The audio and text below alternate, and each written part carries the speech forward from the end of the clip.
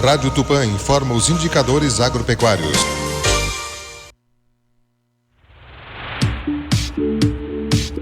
Indicadores agropecuários, com Diego Brião. Soja. Os contratos futuros de soja encerraram a quarta-feira em queda nos Estados Unidos. Na Bolsa de Chicago, os contratos com vencimento em janeiro terminaram... Bem, nós vamos interrompendo porque vamos à rede de rádios com o governador. Um contato a partir desse momento com todo o interior do Rio Grande do Sul, pois a GERT está aqui e trouxe jornalistas, trouxe rádios para questionar, para solucionar, enfim, trazer os problemas maiores que o nosso Estado nesse momento está passando. Sabemos perfeitamente das enchentes que e até hoje estamos ainda destruídos, e esse é o motivo principal, e eu quero agradecer mais uma vez o governador por esse momento. Que está, portanto, também o secretário Costela, a secretária Arita, o diretor do DAIR, Faustino. Ou seja, eu gostaria de cumprimentá-los, uma particularidade muito querida, que é a minha secretária, Arita.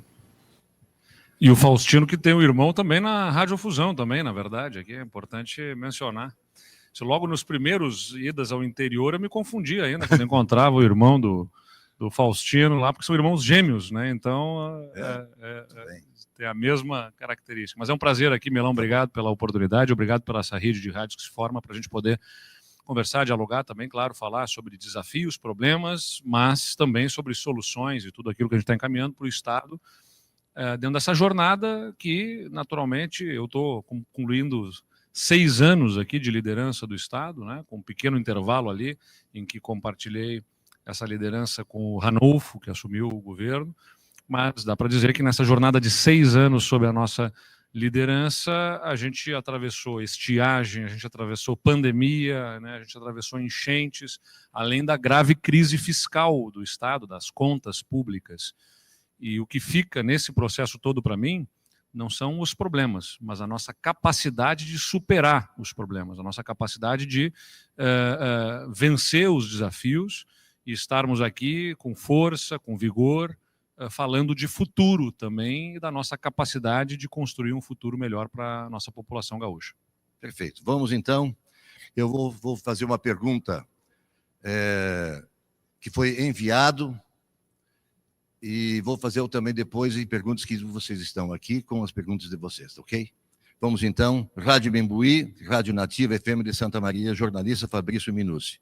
A tragédia decorrente das enchentes em maio de 2024 deixou um legado de aprendizagem sobre o quanto as gestões públicas estão defasadas no trato às questões relacionadas ao meio ambiente e assistência social.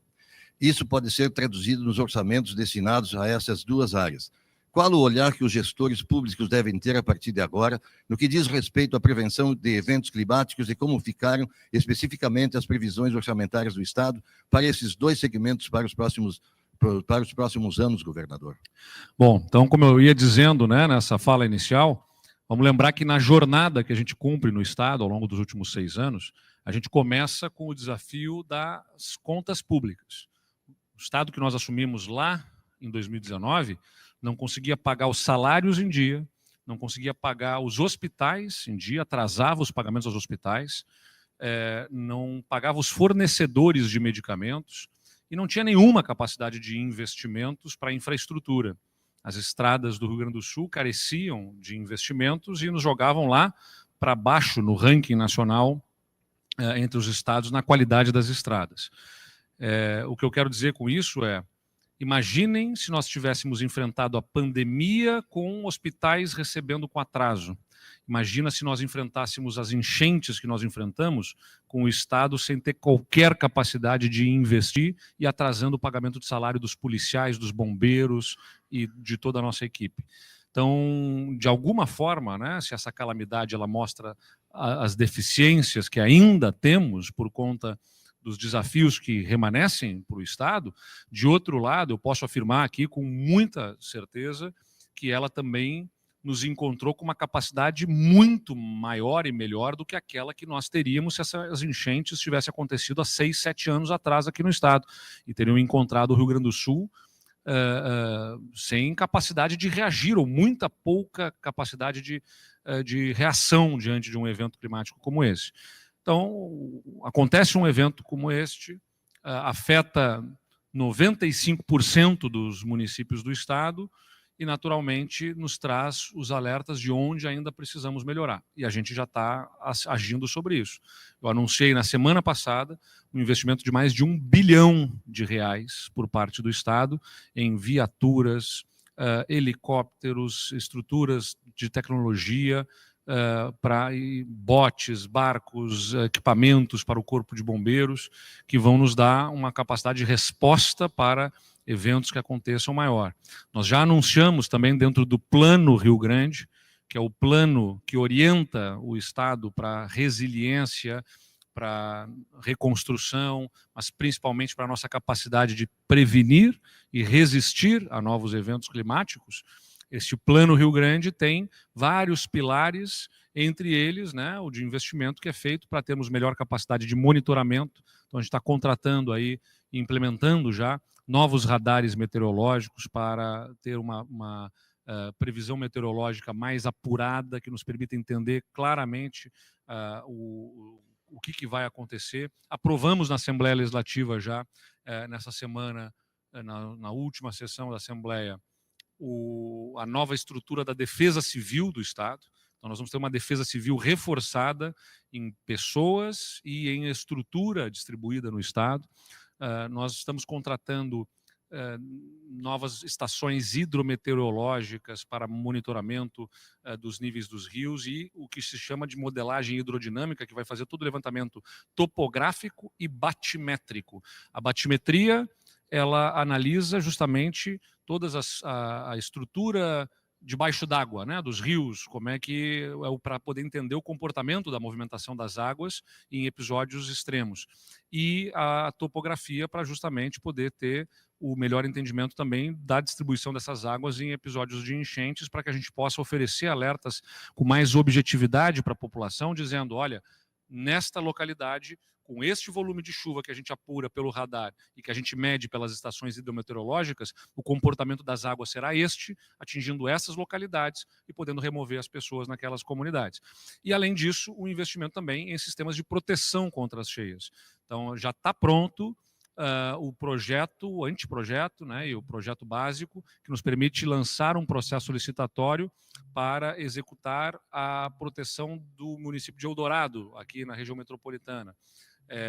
A gente está aguardando agora que o governo federal, que se comprometeu a colocar 6,5 bilhões de reais num fundo, mas ainda não o fez, né, mas tem um compromisso de fazê-lo, criou o fundo por uma medida provisória agora, mas ainda tem que fazer a alocação dos recursos, enfim. Eu já conversei com o ministro Rui Costa na semana passada, na Casa Civil, em Brasília, para que a gente tenha a disponibilidade desses recursos para lançar esses processos licitatórios logo no início do ano que vem. Então, tem outros projetos que estão sendo feitos, especialmente os da região metropolitana, onde tem áreas mais adensadas e que já tínhamos um nível de estudos para avançar, e nós desdobramos isso também para o interior do estado. E envolve resiliência das estradas também, né? Então, pontes, viadutos, áreas que as estradas romperam por causa do volume da água e elas não estavam preparadas para aquilo, que a gente vai ter que fazer novas pontes, novas estruturas em pilotis, né? Porque se a água fica represada numa área que foi aterrada, ela, com a força, ela rompe a estrada, então vai ter que ser substituído em muitos pontos por estruturas que permitam a passagem da água. Enfim, são vários investimentos, inclusive, né, como a Rádio Membuí, lá de Santa Maria, um dos pontos que é a preocupação para lá e que é para o estado todo, é a viabilização de um novo aeroporto, inclusive, para a região central do estado, porque hoje o aeroporto de Santa Maria divide o espaço com a base aérea, e isso gera restrições no uso daquela estrutura, não permitindo, por exemplo, voos de aeronaves maiores naquela base aérea. Então, nós já conversamos com o prefeito Pozo Bom, com o futuro prefeito Rodrigo Décimo, né, e vamos estar junto da Prefeitura de Santa Maria para elaborar um projeto, identificar a área, elaborar projeto para poder viabilizar futuramente um novo aeroporto também para aquela região. O Alisson Campos está? Alisson, Rádio Arvorezinha, da FM, e Arvorezinha e Antagorda. Tenha bondade. Você tem que pegar o microfone aqui para ele, né? Para não... vamos lá.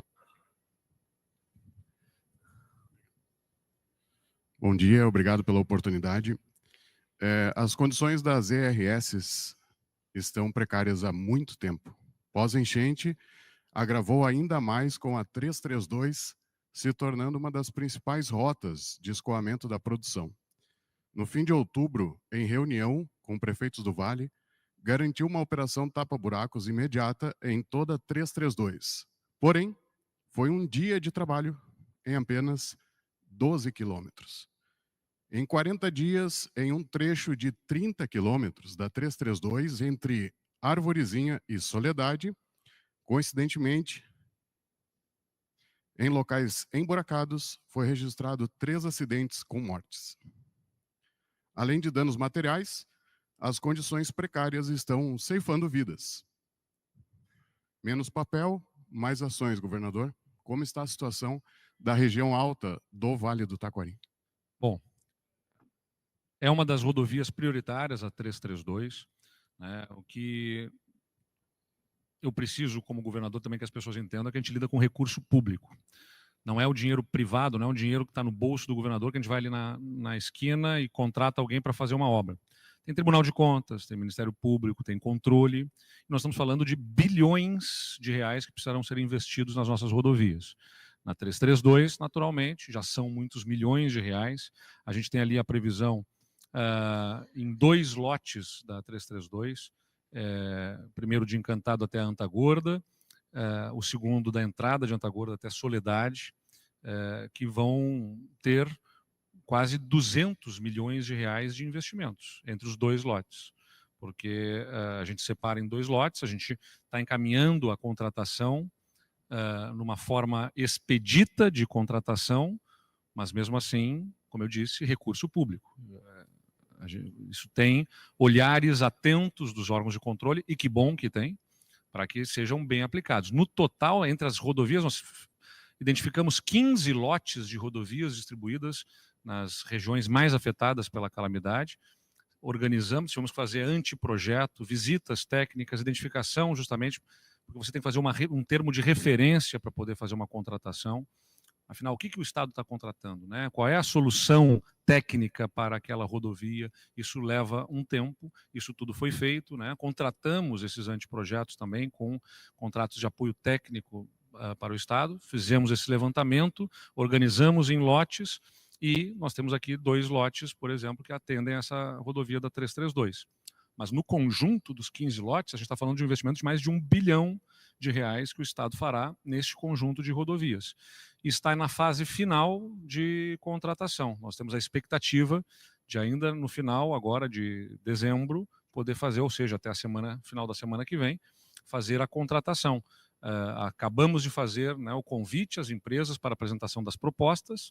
Nós fizemos uma primeira fase de uma habilitação para as empresas se apresentarem, o cadastramento, elas apresentaram as suas propostas. Nesses últimos dias, o DAER fez a avaliação das propostas e, se não houver intercorrências, a gente deve ter a contratação possivelmente até o final do mês que vem. Mas ainda essas empresas terão, numa primeira fase, a elaboração dos projetos executivos. Então não é contrata e já sai fazendo a obra. Tem uma primeira fase ali de elaboração de projetos executivos que devem ser validados, porque a gente levou a um nível de anteprojeto, né? De forma básica, identificar o que precisa ser feito. Mas eles vão nos apresentar ainda os projetos executivos e aí fazem a execução das obras. Essa fase de projeto executivo, está estimando quanto tempo, Faustino? Hein? Até 90 dias, na verdade. Então, a gente procurou fazer as soluções emergenciais possíveis com os contratos que nós já temos vigentes de conservação e manutenção, mas eles têm um limite do que eles alcançam de possibilidade. Agora nós estamos em fase final de contratação. Sim, ela já vai, essa empresa ela já vai assumir a manutenção, já vai fazer operações básicas, mas obras de maior porte que precisam ser feitas para eventualmente encostas que precisam ser trabalhadas, né, com concretagem, que são soluções de engenharia mais complexas, essas levarão ainda até 90 dias para fazer os projetos e aí começar a fazer a execução. Mas o importante é, acho que estamos na fase aí final para a contratação das empresas. Ok. Rádio Mundial, FM de Juí, jornalista José Luiz Bonamigo. Ele solicita que eu faça a sensibilização do governador sobre a RS 342, que liga Juí a Cruz Alta. Nem termina uma reforma e já carece de outra devido ao intenso fluxo de cargas pesadas. E cobra que o governador tem faltado a presença na região noroeste, especialmente no município de Juí. Eles te querem em Juí. Ah, boa, tá bom. Que bom que me querem lá, na verdade, né? Melhor do que não quisessem, né? Então vamos nos encarregar de poder estar mais presentes. O estado é grande, choveu bastante esse ano, ficou difícil de ir a todas as regiões. Mas a gente conhece esse assunto, né? É uma pauta que a gente também debate com as lideranças locais. O anteprojeto para fazer as intervenções na 342 está sendo desenvolvido, contempla duplicação num trecho de Cruz Alta, 9 quilômetros, e no quilômetro final de Ijuí nós temos também duplicação e trabalhamos com o restante do trecho na perspectiva de fazer as terceiras faixas, né, além de fazer a recuperação da pista entre Cruz Alta e Ijuí. Então esse trabalho está sendo realizado, utilizando estudos que foram feitos lá no passado, mas que não chegaram a ter conclusão como projeto, e nós também vamos incorporar aqui um projeto básico que foi desenvolvido pela Prefeitura de Cruz Alta para um viaduto que tem sobre uma linha férrea que passa lá em Cruz Alta. A nossa expectativa é ter esse anteprojeto concluído no primeiro semestre do ano que vem, e a partir desse anteprojeto, então, poder encaminhar uma licitação nessa modalidade de contratação integrada, que é com o anteprojeto a gente consegue, aquela nova lei de licitações permite fazer isso, que a antiga não permitia, é pegar o anteprojeto, que é o suficiente para ter uma referência da obra, e contratar de forma integrada a execução do projeto executivo e da obra propriamente dita. Então, se tudo der certo, no primeiro semestre do ano que vem, a gente consegue encaminhar a contratação de uma obra que consideramos, de fato, muito importante entre Juí e Cruz Alta. Jornalista Yuri Cardoso. Ok. Rádio RCC FM Santana do Livramento. Tenha bondade. Bom dia, governador. Bom dia, presidente. Bom dia a todos os presentes. Agradecer pela oportunidade. Reiterar, Rádio RCC FM, o Grupo A Plateia de Santana do Livramento. Governador, considerando aí que Santana do Livramento enfrenta vários desafios na segurança pública, típicos de município de fronteira, como abigeato e a atuação de organizações criminosas, e que recentemente teve a inauguração da Draco na cidade, seria viável reforçar o efetivo local com mais delegados e agentes, além de investir em estrutura e equipamentos adequados para fortalecer o combate ao crime organizado na região? Bom, a gente tem feito enfrentamento da criminalidade em todas as regiões e em todas as áreas. A gente acabou de falar na semana passada, na reunião que nós tivemos do RS Seguro, que é o nosso programa transversal de segurança pública, dos números que ainda não estão fechados, de 2024, porque o ano não terminou, mas que já nos apresenta a perspectiva de ter este ano o ano mais seguro da história recente do Rio Grande do Sul, superando o ano passado, que tinha sido até então o ano mais seguro que o Estado já vivenciou, pelo menos desde 2010, quando a gente tem dados da segurança pública organizados de maneira uniforme e revisados. Então, a gente está avançando muito na segurança do Estado. Para pegar em números globais, né, homicídios caíram no Rio Grande do Sul nesses últimos 6 anos, 50%, caíram pela metade os homicídios no Rio Grande do Sul. Nós tínhamos 30 homicídios para cada 100 mil habitantes, quando assumimos o governo, estamos chegando a 15 homicídios para cada 100 mil habitantes. E numa perspectiva de continuar caindo, e isso a gente quer buscar abaixo de 10. Né? Talvez não seja ainda possível dentro desse governo, mas é a meta nossa buscar o padrão ONU, que a gente chama, que é trazer para baixo de 10 homicídios para cada 100 mil habitantes. Roubos a pedestre caíram nesses últimos 6 anos no estado cerca de 70%, né, a redução de roubos a pedestres no estado do Rio Grande do Sul.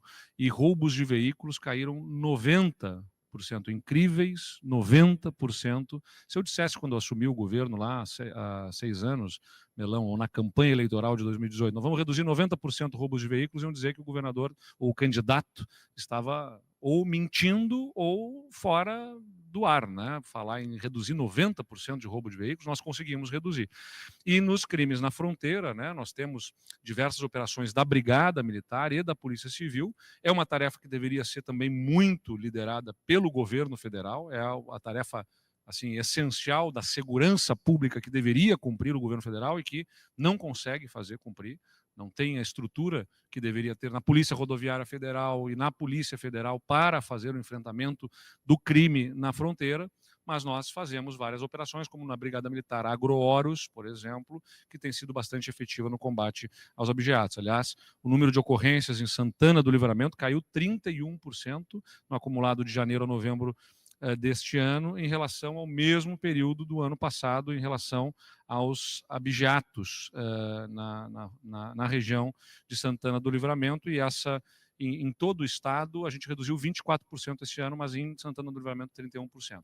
A gente tem feito reposição do efetivo policial ano a ano. É também algo que nós destacamos na semana passada. Se você pegar o efetivo policial em 2010, ele era maior do que de 2014, quando terminou, ou seja, o que eu quero dizer é, cada governo entregou um efetivo menor da polícia para o governo seguinte. Em 2014, ele era menor do que 2010. Em 2018, ele era menor do que 2014. Em 2022, ele foi maior do que 2018. E nós vamos terminar esse governo com um efetivo maior do que o que nós mesmos nos entregamos em 2022. Então, nós invertemos esta curva, anunciamos recentemente novos concursos, com mais 2.700 vagas na segurança pública. Esses concursos deverão ser feitos no ano que vem, para garantir a manutenção dessa política, que é ano a ano fazer reposição, dentro do limite da possibilidade fiscal, porque nós não podemos quebrar o Estado para ele viver novamente o que ele vivenciou lá no passado. Então, a gente tem investimento em tecnologia e em estruturas. Pode pegar o dado que você quiser. Nenhum governo renovou tanto a frota da polícia como o nosso. Nenhum governo fez a renovação do armamento nas polícias como este governo fez.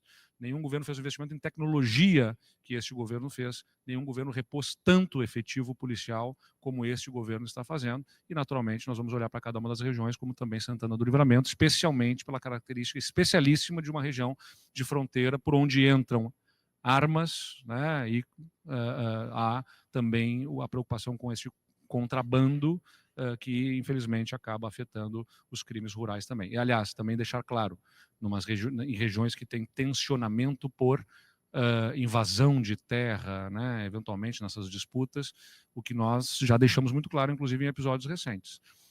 A propriedade privada é respeitada no Rio Grande do Sul. Imediatamente que houve invasão recentemente, nós colocamos a polícia em campo, sem nem aguardar o que seria uma determinação judicial, porque logo que há a ocupação, há a pertinência e a possibilidade de atuação policial, dispensando mandado judicial, e colocamos a polícia em campo para poder garantir a devida reintegração ao proprietário. Então, tanto no que diz respeito ao crime do ponto de vista do abigeato, né, de outros crimes rurais, como também o respeito à propriedade privada, são atuação forte da nossa área de segurança pública. Parabéns, parabéns.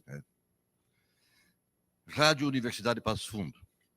As rodovias RS 324 e a ERS 135, na região norte do estado, estão incluídas no bloco 2 do programa RS Parcerias do Governo do Estado, com previsão de duplicação.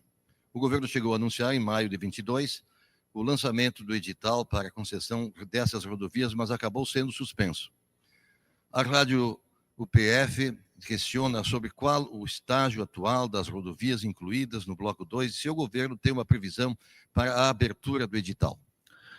Bom, pergunta especialmente oportuna, porque nesta semana, ainda ontem, né, o secretário da Reconstrução Gaúcha, que é a secretaria que sucedeu a Secretaria de Parcerias e Concessões, mas que continua respondendo por esta área de concessões, esteve visitando vários municípios na região abrangida por este bloco 2, né, especialmente porque vai pegar a região dos vales, ali pelo Vale do Taquari, estamos falando agora há pouco da 324, também vai chegar a 342, a gente tem, aliás, a 342 e a 324, né, pelo Vale do Taquari e a região norte, vai saindo desde a região de Lajeado, levando até Passo Fundo, Erechim, passando por Marau, enfim, é um grupo de rodovias que abrange cerca de 450 quilômetros e onde nós estamos prevendo praticamente 250 quilômetros de duplicações e além de implantação de acostamentos, terceiras pistas e serviços, né, passarelas, para qualificar essas rodovias e melhorar a manutenção.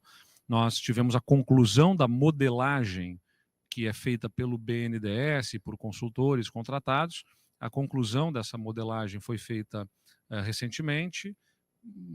Validamos isso dentro do Comitê Gestor de Parcerias Público-Privadas e devemos abrir agora a consulta pública. Está sendo aberta a consulta pública para que nós possamos ter o leilão desta rodovia ainda no primeiro semestre do ano que vem. Nós vamos aportar recursos de 1 bilhão e 300 milhões de reais nesta concessão para poder viabilizar os investimentos que detectamos são necessários em função da calamidade.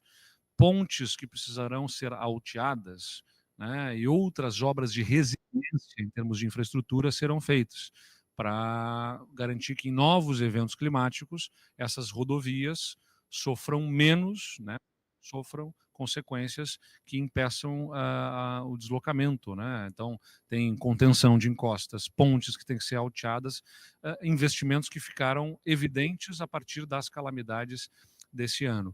Esse 1 bilhão e 300 milhões de reais, então, garante essas obras serem feitas sem ter impacto na tarifa, que é a nossa preocupação, poder ter uma tarifa de pedágio adequada, né, o que é suportável pela população e pelos negócios, pelos empreendimentos que por lá circulam. O investimento total deve ser de quase 7 bilhões de reais. E a maior parte das obras é feita dentro dos primeiros 10 anos das concessões. Então, nós temos a expectativa de ter esse leilão no primeiro semestre do ano que vem. Costela. E com o sistema free flow, é importante também que o secretário Costela relembra aqui, porque nós somos um estado pioneiro na implantação desse novo modelo de cobrança dos pedágios. Qual é a vantagem dele? Uma das grandes dificuldades, né? Acho que já há uma compreensão em boa parte da sociedade, claro que reclamação vai ter sempre aqui e ali, né? Mas já há uma compreensão de que pagar o pedágio ninguém gosta, mas todo mundo prefere ter uma rodovia boa, né, tendo concessão, o que envolve o pedágio, do que não ter a rodovia bem mantida e com os investimentos necessários. Muito bem. Mas na hora que vai implantar o pedágio, abre a discussão sobre onde vai ficar o pedágio. E aí a discussão é porque você coloca uma praça de pedágio onde se cobra uma tarifa única naquele pedágio e eventualmente você tem uma comunidade que é afetada, que usa os serviços de um lado do pedágio e ela está localizada de outro lado, enfim, e pagando o valor inteiro de muitos quilômetros. O que o sistema Free Flow permite? Ao invés de botar praças de pedágio, né, nesse formato, você coloca os chamados pórticos.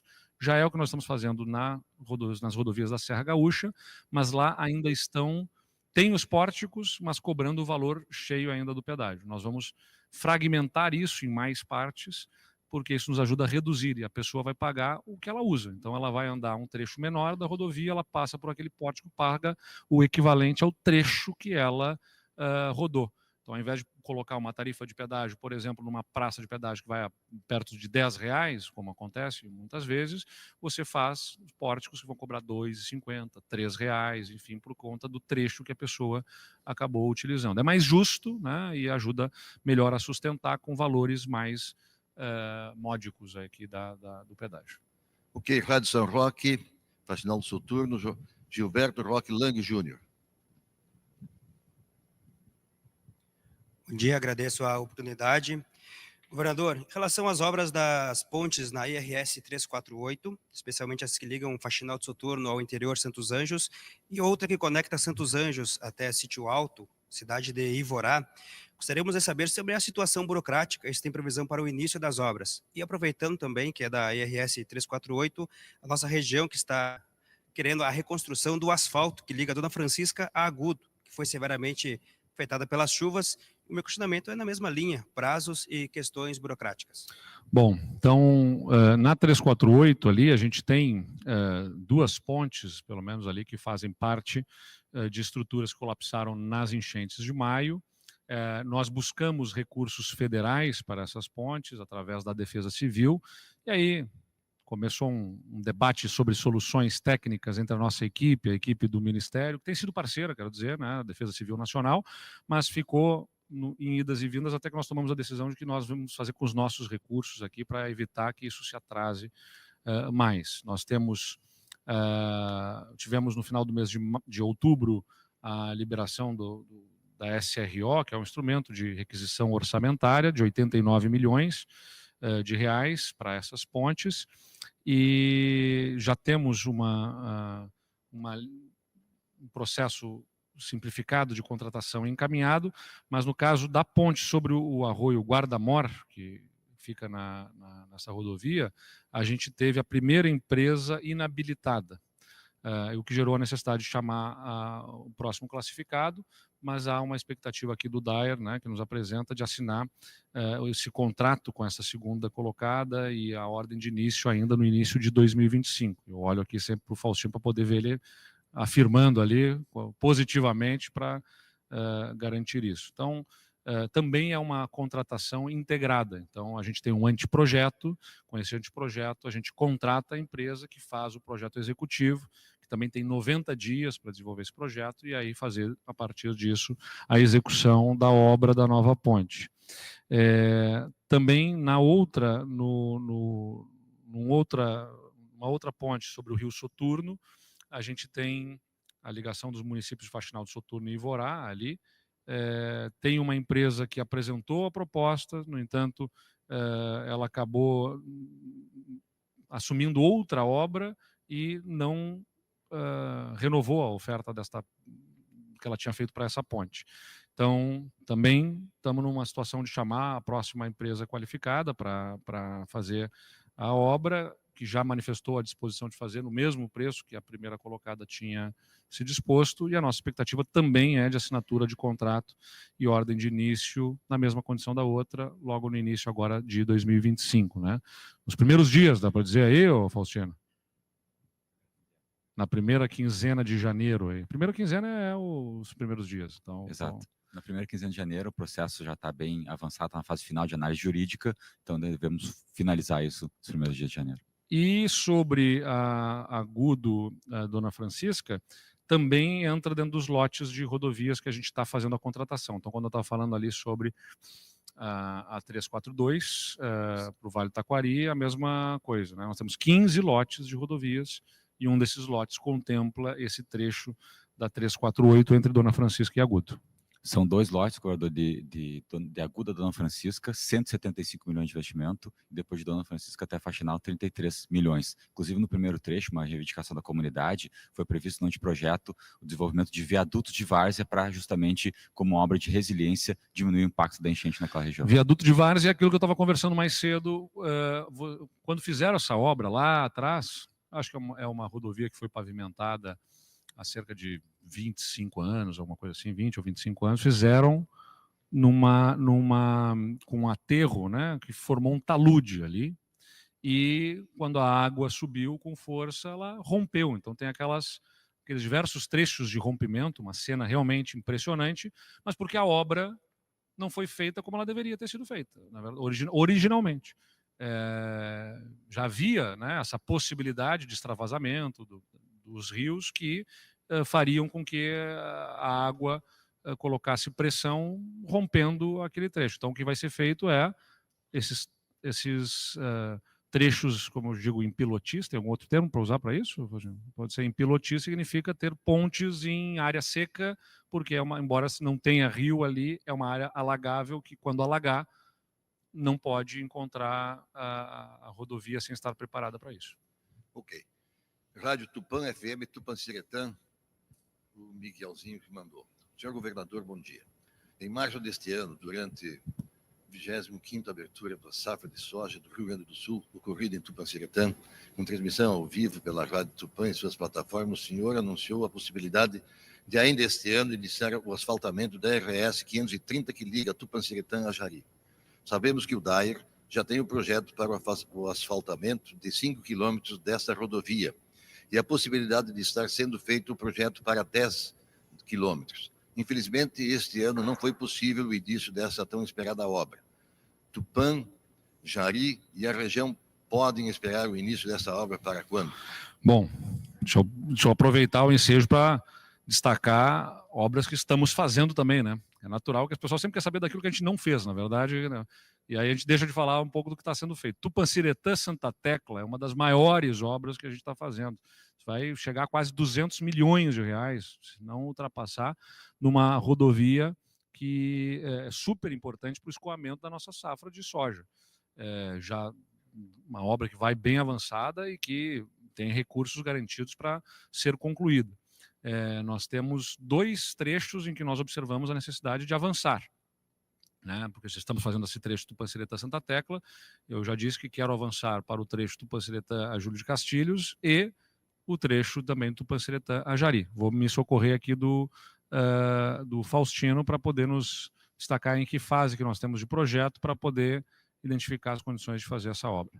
Importante essa colocação, governador. Como o senhor falou, o trecho, a principal obra que nós estamos na região, que é Tupã Santa Tecla, já está com 25 quilômetros asfaltados, então no ano que vem a gente tem expectativa de conclusão dessa obra, que é uma obra transformadora na região, e temos como o governador falou, a 527 de Tupã a Júlio de Castilhos, estamos desenvolvendo o anteprojeto, para o ano que vem também poder fazer a licitação da obra, e essa outra rodovia, governador, na verdade ela é uma via municipal que foi incluída no sistema rodoviário estadual esse ano, uma via que não estava sob a responsabilidade do Estado, por determinação do governador, nós incluímos como uma rodovia estadual, a RS 530, e também teve a destinação de recursos de emenda para fazer um segmento. A partir do recurso de emenda, também o DAER partiu o desenvolvimento do anteprojeto que vai servir para usar o recurso de emenda e também para fazer mais uma extensão com o recurso do Estado, aí por uma determinação do governador.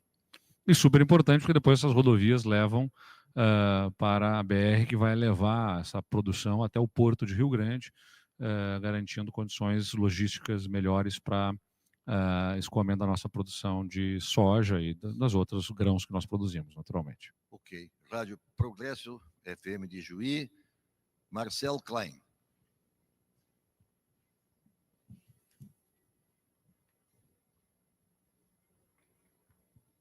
Obrigado. Governador, queria aproveitar até para fazer 2 questionamentos, né? Um de infraestrutura e outro de saúde. Complementando a pergunta até do Bonamigo... Até porque a Arita está aqui, ela está ficando com ciúmes, que só falam de rodovia e não estão falando de saúde. Dá um pouco de trabalho para ela. Viu? Olha só. Sobre a questão da infraestrutura a respeito dos acessos asfálticos também no Noroeste, especial Nova Ramada e Sede Nova, entre outros. E na área da saúde, a gente tem um projeto muito importante do Hospital de Clínicas de Ijuí, que até recebeu recentemente também recursos do governo do estado, que é a construção de um hospital do câncer infantil em Ijuí, que seria muito importante para descentralizar, né, um tema tão importante, né, que naturalmente você busca nas regiões metropolitanas, pudesse ter uma referência no norte do estado para muitos municípios. Como é que o governo do estado pode se tornar um parceiro, como ele pode contribuir para que esse projeto tão importante ele saia do papel lá em Juiz? Muito bem, então acessos asfálticos é um compromisso nosso, né, de avançar, e temos avançado. O Costela ainda esses dias me trouxe os números. A gente começou o governo com 62 municípios sem acesso asfáltico. Nós já concluímos 23, né? 23 municípios já têm a conclusão. Nós estamos com obras em 19, hein? 19 municípios têm obras em andamento. Então, 62 municípios não tinham acesso asfáltico, 23 já foram concluídos, 19 estão em obras e os demais, né, nós estamos com projetos sendo concluídos ou licitações em fase final para a contratação, porque o nosso compromisso é colocar todos eles, né, também em execução, para até o final desse mandato termos o máximo possível concluído e o que não estiver concluído já com obras também em fase adiantada. Nova Ramada, a gente tinha encaminhado um convênio com o município lá em 2022, destinando recursos, e o município também aportaria recursos para poder fazer a obra, mas consta que nessa contratação feita pelo município, a empresa teve problemas, tiveram que rescindir contratos, refazer projetos para contratação e houve uma alteração significativa no valor global dessa obra, né, que foi para algo quase 3 vezes maior do que o que originalmente se projetava. E por isso, porque houve, né, aumento de valores de insumos, de asfalto, então se alterou muito o quadro de lá para cá, houve a necessidade de um novo convênio com Nova Ramada. Isso está encaminhado para que a gente possa integralizar o valor da obra e assim permitir que seja licitada ainda no primeiro semestre de 2025, Nova Ramada. Sede nova, foi feita a licitação, houve alguns questionamentos do Tribunal de Contas, fizemos os ajustes necessários no processo licitatório e está agendado para o dia 7 de janeiro agora a licitação de sede nova. Então, tem a expectativa da gente ter o sucesso nesse processo. Esperamos, né, que haja empresas se apresentando, que a gente consiga fazer encaminhamento de contratação, e aí teremos, portanto, nos primeiros meses do ano que vem, também o contrato assinado e a obra sendo iniciada. Sobre as questões vinculadas à saúde, né, a gente tem feito convênios com diversos hospitais, incluindo o Hospital de Clínicas também de Juí, para ajudar em equipamentos, em obras.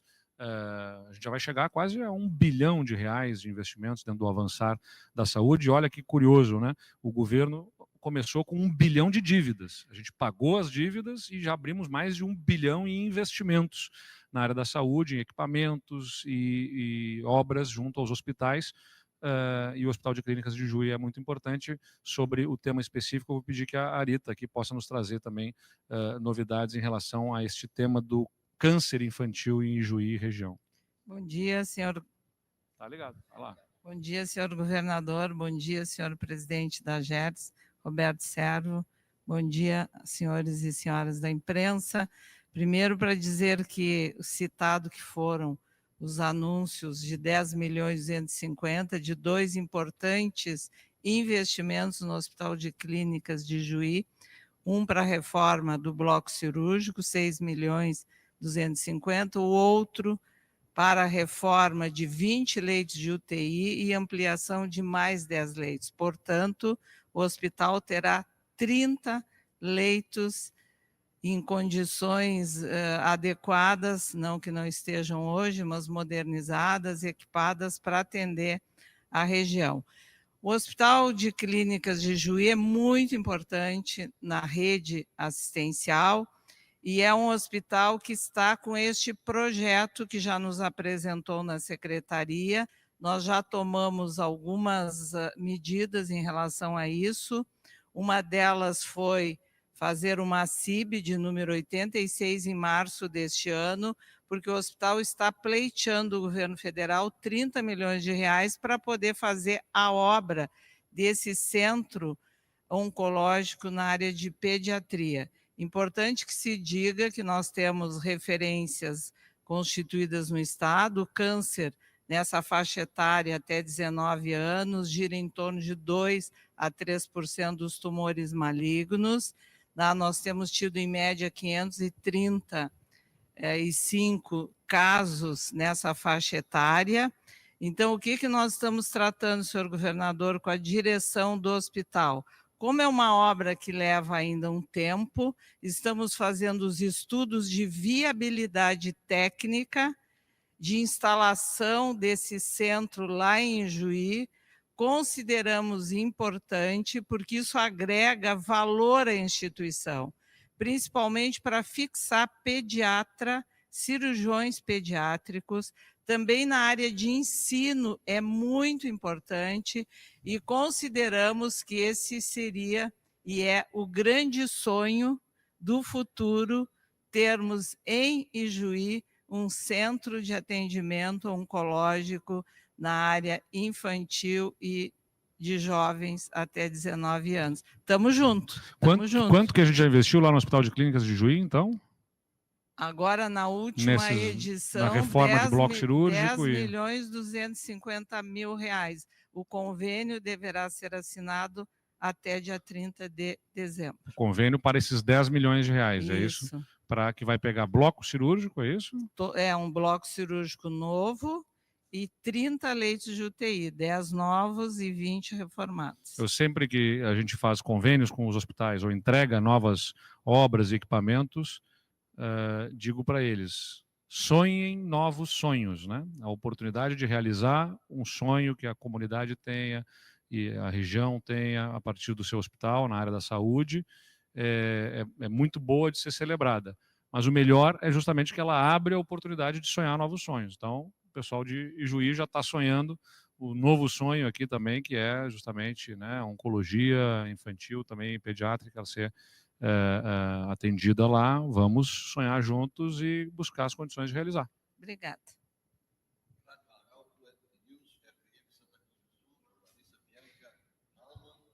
No microfone, não esquece que é radiofusão, né? Tem que ser. Desculpe, governador. Não, sem problema. Estou aqui, eu te auxilio, não tem problema. Tá bem, valeu, obrigado. Rádio Arauto News FM Santa Cruz do Sul, jornalista Bianca Malman, e a segunda pergunta é do jornalista Eduardo Warscholtz.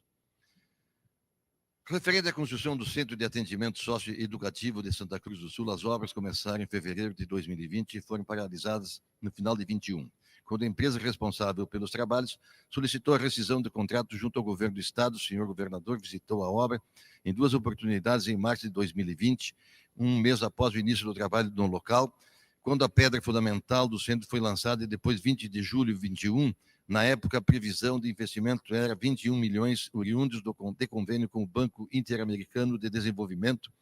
Essa unidade teria a capacidade para receber 60 jovens com idade de entre 12 e 18 anos incompletos, sendo referência para mais de 58 municípios aqui da região do Vale do Rio Pardo, Itaquari, trazendo todo esse contexto uma obra parada há mais de 3 anos. As obras do Centro Socioeducativo em Santa Cruz do Sul serão retomadas. O que o governo do estado pensa para esse projeto? E a segunda pergunta é sobre o fechamento de uma escola na localidade de Mariante, e eles querem saber se o governo, né, catástrofes climáticas, pensando também na escola de Mariante, existe plano para reabertura no futuro? É algo temporário ou é definitivo? Bom, sobre o Centro de Atendimento Socioeducativo, o governo contratou 2 obras, e infelizmente a empresa teve dificuldades, parou uma dessas obras, está encaminhando a conclusão do CASE de Osório, mas parou Santa Cruz. Nós temos a obra 55% concluída e nós vamos revisar o material técnico. O grande problema é quando uma obra para, a empresa tem dificuldades, a retomada dessa obra envolve a necessidade do Estado refazer o projeto a partir do estágio em que ele está, para fazer uma nova contratação. Essa revisão deve ser finalizada no primeiro semestre do ano que vem, para que a gente possa fazer um encaminhamento para um novo processo licitatório para a contratação da conclusão da obra do CASE de Santa Cruz do Sul. Então, é uma obra importante, dentro do contexto do sistema socioeducativo do Estado, e ela será encaminhada. Do lado, infelizmente, né, governar é isso. As coisas às vezes não saem como a gente deseja, há intercorrências, a empresa quebra, a empresa tem problema, enchente, questão climática, insumos que mudam de preço e mudam as regras do jogo no meio do caminho. A gente precisa, então, revisar projetos e encaminhar soluções, né? É o caso nesse tema do CASE de Santa Cruz do Sul. Sobre a escola de Mariante, é uma escola que está, né, nas margens do rio, naquela comunidade de Mariante.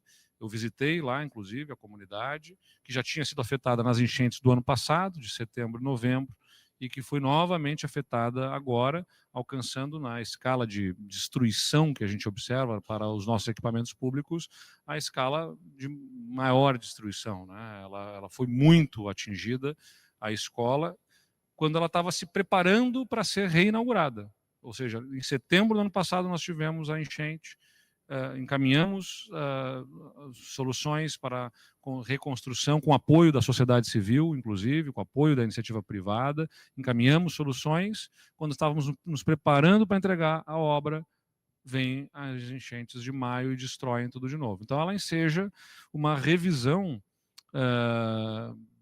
desse contexto da escola. Esse fechamento foi muito debatido com a comunidade escolar. As crianças, é importante dizer, estão todas atendidas, né? Elas foram plenamente acolhidas em outras escolas, como a escola Adelina, que fica próximo da Vila Mariante.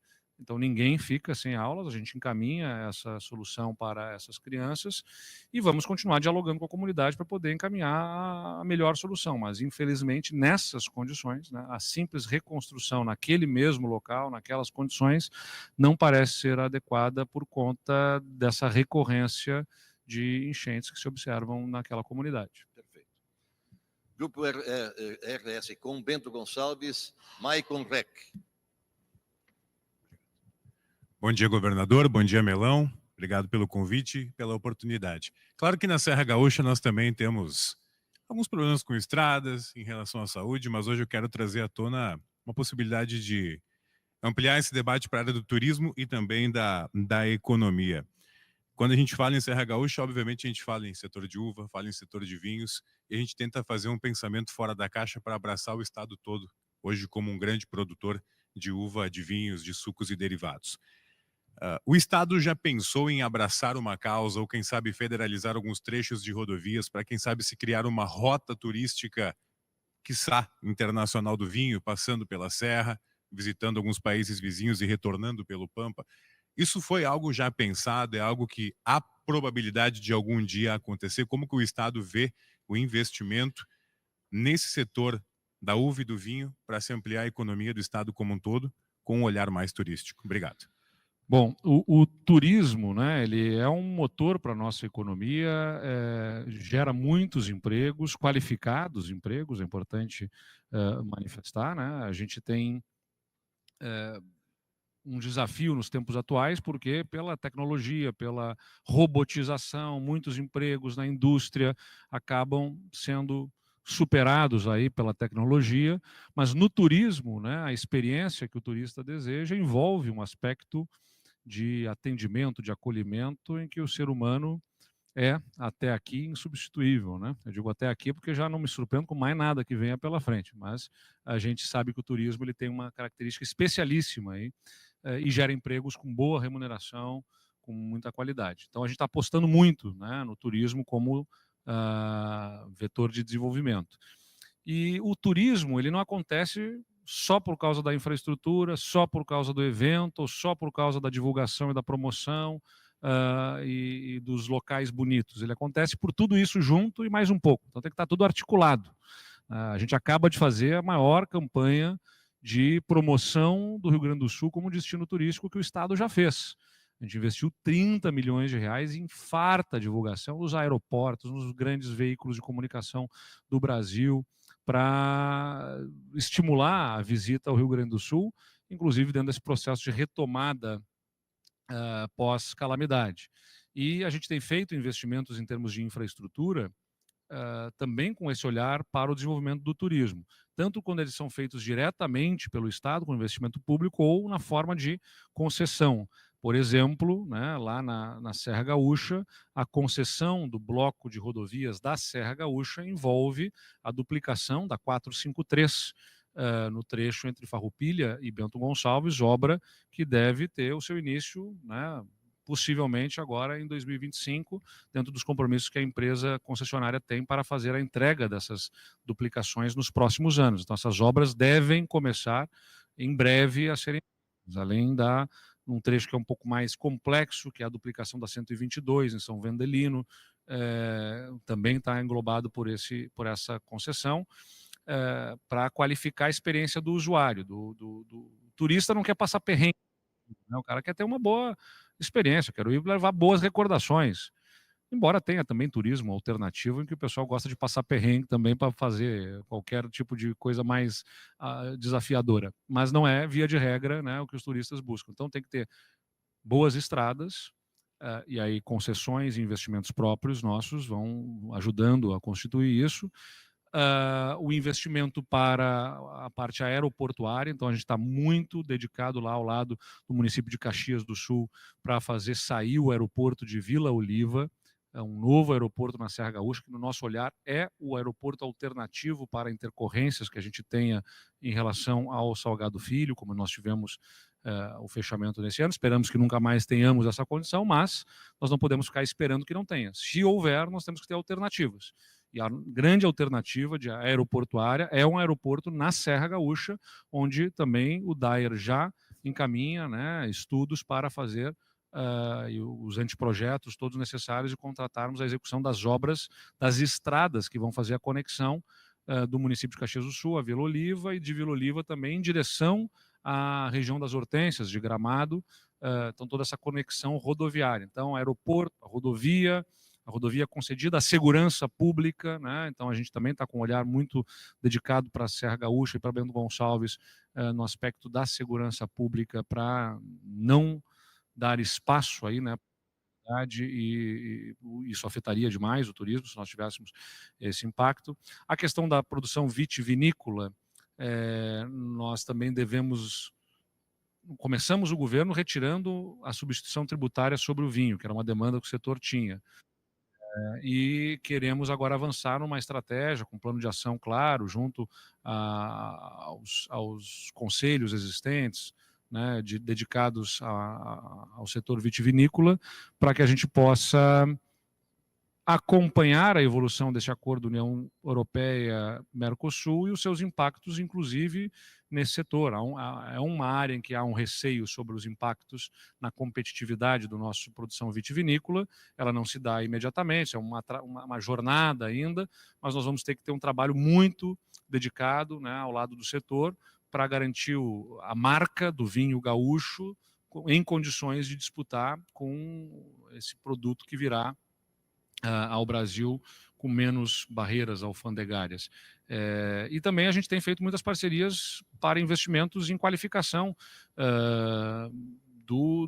da região, né, do Vale dos Vinhedos. Então, por exemplo, a pavimentação do distrito de Faria Lemos, lá que a gente, né, tem uma parceria com o município, fizemos convênios para fazer obras de pavimentação, ou investimentos no centro de convenções, em Bento Gonçalves, e outros projetos turísticos da região estão sendo atendidos também com recursos do governo do estado, para que a gente possa ter esse melhor acolhimento e a melhor experiência para o turista que nos visita. Ok. Rádio Osório, de Osório, jornalista Arli Correia.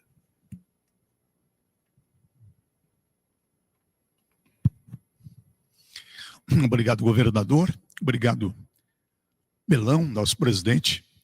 Cumprimento os colegas aqui. E eu trago também do litoral o voto de um Feliz Natal, de um próspero Ano Novo para todos nós. Muito obrigado para todos nós.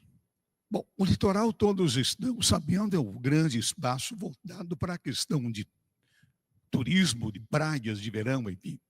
Mas nós temos outras coisas que talvez alguns até nem tenham conhecimento. De 1847 até 1960, grande parte do litoral teve uma economia baseada na navegação lacustre, até os anos 60. E aí houve uma parada, em função da chegada do transporte rodoviário. Hoje há uma enormidade de lagoas interligadas, mas que infelizmente não estão servindo para nada. Não haveria possibilidade de um projeto, uma parceria do governo do estado com os municípios do litoral norte para fazer um desassoreamento desses canais e possibilitar o turismo através dessas lagoas? Perfeito, acho que é muito bem pontuado, porque o diferencial, né, do nosso litoral em relação a outros, ou pelo menos assim, o melhor ativo que eu acho que a gente pode justamente utilizar é esta conciliação entre a nossa orla marítima, mas um olhar para dentro com as lagoas, né, esse ecossistema de lagoas, que torna aquele um ecossistema diferenciado em relação a outros. E o nosso vice-governador, Gabriel Souza, que é da região, já tinha me falado, né, sobre este desejo e pediu autorização para avançar no desenvolvimento de projetos que permitissem, a partir do desassoreamento dos canais que interligam estas lagoas, retomar um projeto para esse transporte hidroviário entre as lagoas, que deve ter um olhar diferente do que o que no passado possa ter tido de simplesmente logístico, mas também com um olhar turístico, né, para a utilização dessas estruturas. Então, eu dei essa sinalização, o sinal verde, para que ele pudesse liderar esse processo, avançar, até porque nós estamos com um projeto de apoio aos municípios em desassoreamento no estado todo, por conta da calamidade, das enchentes. Vários rios, né, tiveram movimentação de sedimentação que acabam impactando no curso das águas, fazendo desbarrancar a margem dos rios em localidades que afetam determinadas comunidades ou alagar outras regiões. Então, a gente disponibilizou 300 milhões de reais do orçamento do Estado para fazer apoio aos municípios. Os municípios apresentaram seus projetos e agora a gente a execução deste projeto junto aos municípios, disponibilizando grandes maquinários para fazer o desassoreamento. Então, dentro desse contexto, eu dei aí o sinal verde ao nosso vice-governador Gabriel Souza para que ele lidere, numa região que ele conhece bem, naturalmente, um projeto para essa viabilização da conexão hidroviária entre as lagoas do litoral norte. Governador, duas perguntas.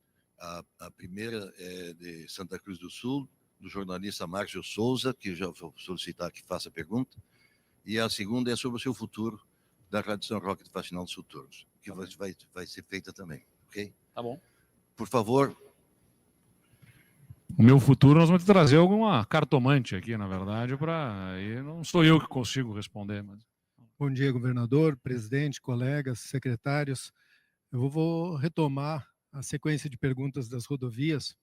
E não é segredo para ninguém que o agronegócio é o pilar da nossa economia e precisa de tempo climático, questões climáticas que pouco a gente pode mexer, mas precisa de logística e isso a gente pode mexer. E nós temos lá no Vale do Rio Pardo 2 rodovias que são fundamentais para chegar à região sul do estado, levando boa parte do que é exportado, que é a 153 e a 471. Durante a sua visita à Ásia, houve uma comitiva que esteve aqui em Porto Alegre e foi informado que, após a visita, o senhor faria o anúncio talvez de investimento nas estradas, e de fato o senhor fez muitos em acessos. Elas, por enquanto, estavam fora deste anúncio. Quero saber se existe uma previsão de recuperação efetiva dessas 2 rodovias em específico, do encontro de Rio Pardo e Cachoeira também, que é um projeto que começou em 1984 e ainda 403, obrigado, e ainda não está concluído. E aproveitando, isso não tinha encaminhado, mas eu ouvi o senhor falar dos aeroportos regionais, se há a possibilidade do incremento do aeroporto de Santa Cruz do Sul. O seu vice esteve lá durante a calamidade, sediado lá. Nós tivemos mais de 60 pousos lá durante o horário diurno, né? Porque na época só podia em horário diurno pousar. Então, queria ver se existe essa possibilidade também desse incremento do aeroporto local. Muito bem, então, as rodovias aqui que foram citadas, a 153, a 471, elas são englobadas por a regional do DAER, que infelizmente teve a empresa que faz a manutenção. O Estado tem contratos de manutenção e conservação de rodovias em cada uma das regionais, então tem empresas previamente designadas em contratos feitos com o Estado para fazer tapa-buraco, operações de manutenção, de conservação dessas rodovias em trechos que sejam necessários. Infelizmente, a empresa que se ocupava desta região não estava trabalhando adequadamente. Nós tivemos que rescindir o contrato dela e conseguimos contratar recentemente, a coisa de 2 semanas, um mês, talvez, nem 15 isso. dias. 15 dias, conseguimos efetivamente colocar em campo a operação de uma nova empresa nessa região, que já está trabalhando. Aliás, ontem mesmo cobrava aqui o nosso secretário Costela a respeito disso, que me relatava que já temos ações sendo empreendidas ali de recuperação na 471, com esta nova empresa. O secretário Costela pode dar um panorama a respeito da ação de conservação das rodovias. Exatamente, governador. É exatamente o que o governador traz. É uma empresa anterior que foi suspenso o contrato pela incapacidade, vamos dizer assim, de manter ou pelo número de obras que executava, já disponibilizado pelo governador 10 milhões de reais neste investimento. A empresa já está trabalhando, se nota aí uma rápida recuperação. A empresa vem trabalhando fortemente na recuperação pela importância, como outras, mas a 471, assim como o governador que o jornalista traz, o radialista traz aqui conosco, sobre a 403 Rio Pardo Cachoeira, né, que é o primeiro trecho que praticamente está pronto, do lado de Cachoeira, e o que falta agora, que está aí num consórcio entre empresas, definindo que no primeiro trimestre agora de 2025 também, ela passará a ser executada, ou seja, aí a conclusão, início e conclusão da 403. Assim como a 153, que também, pela sua determinação, já está no que nós chamamos de recuperação, que está tendo aquelas rodovias que receberão investimentos para que a gente chama de recuperação em tapa-buraco já no primeiro trimestre de 2025. Então, 403, temos a expectativa de conclusão em 2025. É uma obra super importante, a gente sabe ali para a região também, tenho visitado, né, Cachoeira do Sul quanto Rio Pardo, tem uma expectativa muito grande na entrega dessa obra, e as manutenções, como eu já falei, aqui agora temos uma empresa que está trabalhando adequadamente, ao que tudo indica, uma empresa sólida, com capacidade de fazer essas operações. E sobre o aeroporto, né, que aqui foi mencionado, assim, a dinâmica econômica da região do Vale do Rio Pardo naturalmente justifica a existência de um aeroporto que tem essa capacidade operacional. Agora, é claro que é um desafio, né, viabilizar voos comerciais também. A gente tem uma política de incentivo à aviação regional, inclusive no Estado, definida neste governo, que reduz o ICMS sobre o querosene da aviação e que nos fez dotar o Rio Grande do Sul de voos regionais, como, até onde eu sei, nenhum outro estado brasileiro tem. O estado que tem o maior número de voos regionais, ou seja, do interior para a capital, no Brasil. E também conseguimos avançar no sentido de termos voos diretamente do interior para São Paulo, no aeroporto de Guarulhos, e no caso de Caxias do Sul, também envolvendo o aeroporto de Congonhas. Então, a gente tem avançado muito nisso, vamos acompanhar com a comunidade local a possibilidade de desenvolver também em Santa Cruz isso. Eu não tenho, neste momento, um projeto específico para o aeroporto de Santa Cruz do Sul, mas nós temos toda a disposição também de construir alternativas que possibilitem a operação aeroportuária mais robusta também em Santa Cruz. Sobre o aeroporto de Santa Maria, o governador já falou. Sim. Pois bem, Gilberto Roque Lang Júnior, a última pergunta.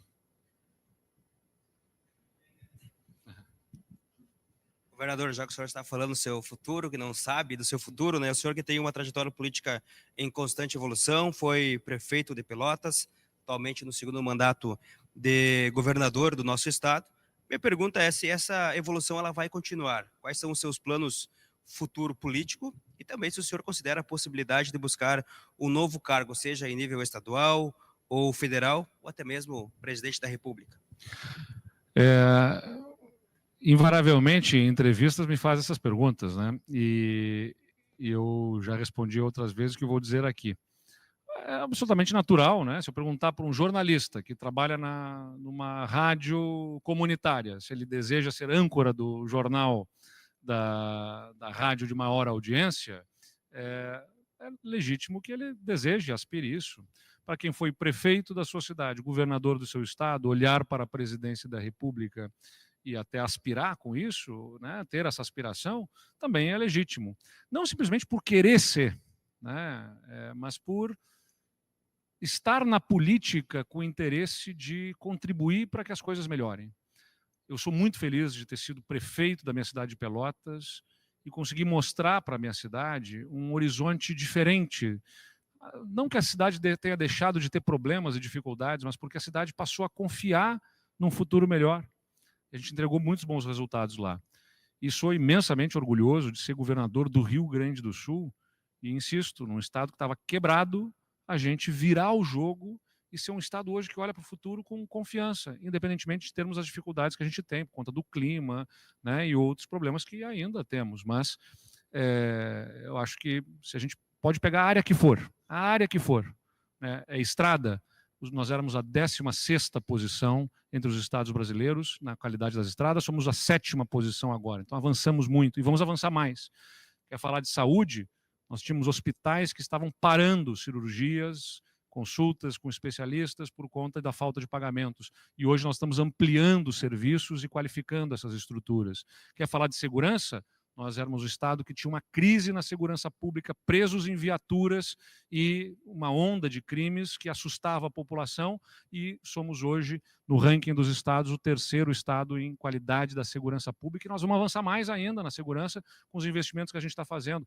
Então, em todas as áreas, na educação, a gente vai ter uniforme escolar, está voltando a fazer obras em escolas, está com um projeto de expansão do ensino em tempo integral, que tinha 1% de escolas em tempo integral e vai para 30% das escolas de ensino médio em tempo integral no ano que vem, e vamos chegar no final desse governo a 50% das escolas de ensino médio com tempo integral no Estado. Então, a gente muda a vida das pessoas, a gente muda o horizonte e o futuro de um Estado inteiro. Eu não quero estar na política simplesmente porque eu quero ser presidente, mas porque eu sei que esse país pode ter um caminho melhor. Me assusta ver o que a gente está vendo no Brasil hoje, de uma crise estabelecida pela incapacidade do governo de fazer o certo. Ainda ouvi essa expressão esses dias. O governo está se afogando num pires. Ele está criando o problema e gerando uma crise econômica, contratando uma crise econômica de falta de confiança na economia do Brasil, porque não se dispõe a fazer o que é o básico de ter contas equilibradas, ajustar o rumo da despesa pública para poder ter capacidade de investimentos, e fica numa disputa de uma narrativa como que controlar as contas fosse sinônimo de ser insensível em relação à população que mais precisa, o que é uma mentira, porque a despesa pública fora de controle, ela pressiona a inflação, ela gera essa necessidade de aumento de juros, que aí estão estabelecidos, que vai fazer frear a economia, que vai gerar recessão e desemprego, afetando especialmente a população mais vulnerável que o governo federal diz querer defender.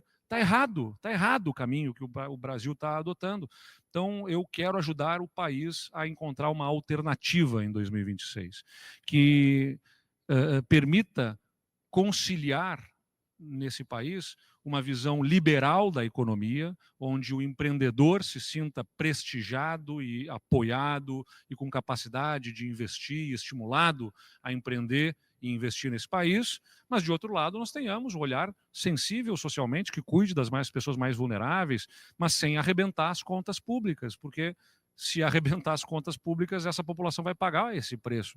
E o Rio Grande do Sul é exatamente um bom exemplo de que ajuste nas contas não é inimigo da sensibilidade. Pelo contrário, a gente só tem hoje investimento na saúde porque cuidou das contas. A gente só tem hoje os maiores programas sociais que o Rio Grande do Sul já teve na sua história. Hoje de tarde nós vamos assinar convênios repassando recursos para centros de referência de assistência social, para centro-dia do idoso nos municípios. Nós temos um programa que devolve ICMS, imposto para a população de baixa renda. Nós temos um programa que mantém jovens na escola com uma bolsa para que eles permaneçam na escola. Quando teve enchente, nós botamos R$ 2.500 no cartão do cidadão de cada uma das famílias em situação de vulnerabilidade que foi atingida, e todos esses programas sociais fizeram com que o Rio Grande do Sul fosse, pela primeira vez, desde que se tem o registro desse dado, pelo menos na história mais recente, pelo menos nos últimos 15 anos que eu vi as informações, é pela primeira vez o Rio Grande do Sul é o estado que tem o menor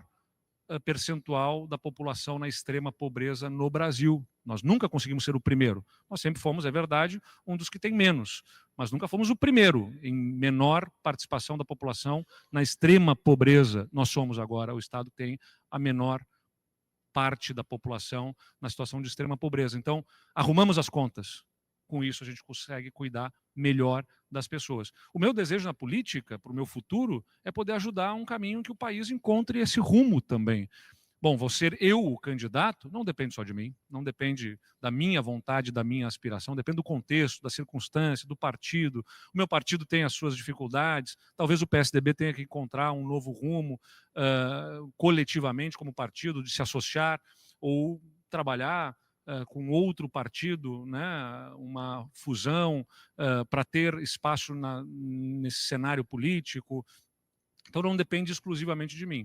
Mas uma coisa pode ter certeza, né? Se eu estou na política porque eu quero ajudar a mudar a vida das pessoas, eu não vou simplesmente arrumar as minhas coisas no final de 2026 aqui e encerrar a minha participação na política porque eu quero continuar ajudando e contribuindo.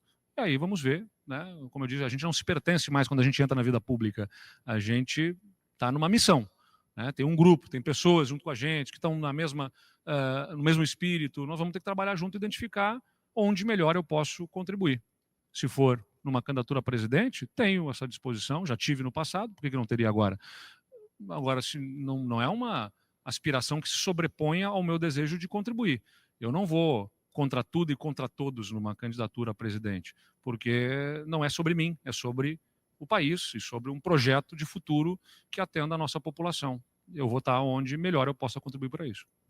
Ok, muito agradecido. A Gerta agradece e deseja a você um Feliz Natal e um bom Ano Novo. Muito obrigado, um bom Natal para todos nós e um 2025 cheio de otimismo, de confiança e de muita esperança no coração. Muito obrigado a todos.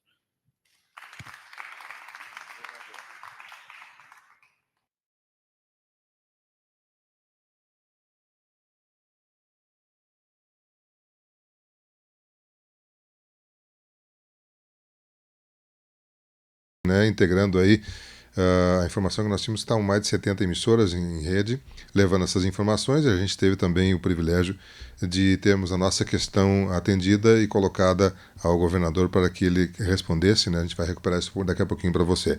Nós vamos ao intervalo comercial, temos que recuperar o intervalo que nós estávamos tirando aí a cotação e os demais intervalos comerciais, e já voltamos ainda com a edição do seu programa Variedades nesta manhã, num oferecimento de Teseus 30, Rede de Farmácia São João e Cevale.